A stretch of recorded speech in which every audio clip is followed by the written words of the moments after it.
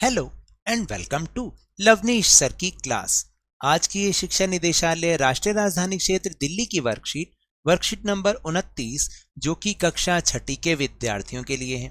यह ली गई है हिंदी विषय से और इसमें आज हम कहानी नादान दोस्त का अंतिम भाग पढ़ेंगे और समझेंगे।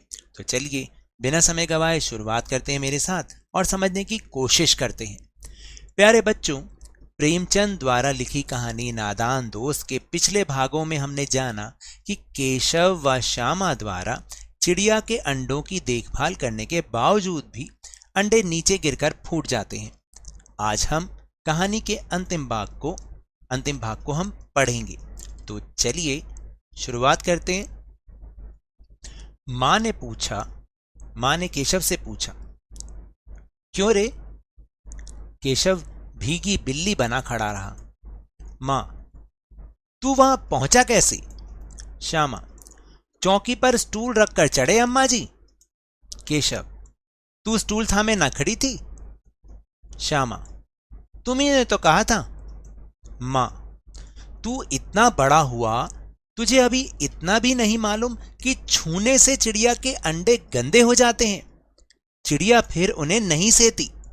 श्यामा ने डरते डरते पूछा, तो क्या चिड़िया ने अंडे गिरा दिए अम्मा जी? मां, और क्या करती? केशव के सिर इसका पाप पड़ेगा। हाय हाय, 3 जान ले ली इस दुष्ट ने। केशव रोनी सूरत बनाकर बोला, मैंने तो सिर्फ अंडों को गद्दी पर रख दिया था अम्मा जी। मां को हंसी आ गई, मगर केशव को कई दिनों तक अपनी गलती पर अफसोस होता रहा। अंडों की हिफाजत करने के जोग में उसने उनका सत्यानाश कर डाला। इसे याद कर कर वह कभी कभी रो पड़ता था। दोनों चिड़िया फिर ना दिखाई दी। तो देखा आपने, केशव और श्यामा ने नादानी में गलती तो की थी। देखिए, हालांकि उनको पता नहीं था कि ऐसा हो जाएगा, लेकिन उन्होंने गलती की थी क्योंकि उन्हें चिड़िया के अंडों को हाथ नहीं लगाना चाहिए था। और हम ये भी मान लेते हैं कि उन्हें पता ही नहीं था, तो इसलिए इस कहानी का नाम भी यही रखा गया, नादान दोस्त। और गलती में उन्होंने चिड़िया के अंडों का सर्वनाश यानी सत्यानाश कर दिया। तो चलिए अब हम चल रहे हैं अपने आसान से प्रश्नोत्तर पर।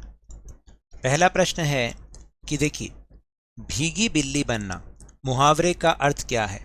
डर जाना, मर जाना, घबरा जाना या पछताना? सही उत्तर है डर जाना।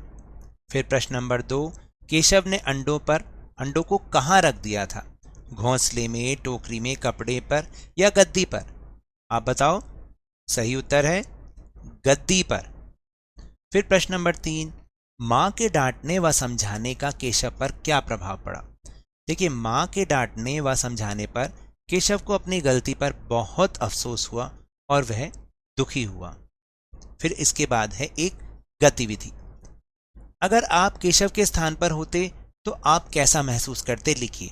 तो आपको बताना है कि अगर आप केशव के स्थान पर होते तो आपको कैसा लगता, आप कैसा महसूस करते। तो मैंने यहाँ पर कुछ लिखा है, आप उसको भी देख सकते हैं और आप अपने विचार खुद भी लिख सकते हैं। देखिए, अगर मैं केशव की जगह होता तो मैं भी दुखी होता और मुझे अपनी गलती का एहसास होता, क्योंकि नादानी में चिड़िया की सहायता करने के स्थान पर मैंने गलती की होती। तो इस तरह से हम इसको लिख सकते हैं और आप अपने विचार भी लिख सकते हैं।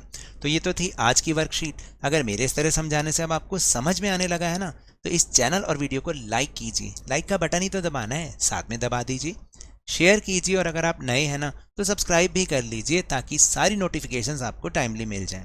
और टेलीग्राम ऐप पर जो हमने अपना चैनल लवनीश सर की क्लास बनाया है, उसका लिंक आपको वीडियो के डिस्क्रिप्शन बॉक्स में मिल जाएगा। वहाँ से आप हमारे चैनल को ज्वाइन कीजिए और सारी वर्कशीट के लिंक आपको एक साथ एक जगह पर मिल जाएंगे। आपको कहीं ढूंढने की ज़रूरत नहीं पड़ेगी। लेकिन ये भी याद रखना है, घर से बाहर निकलते समय मास्क अवश्य लगाएं।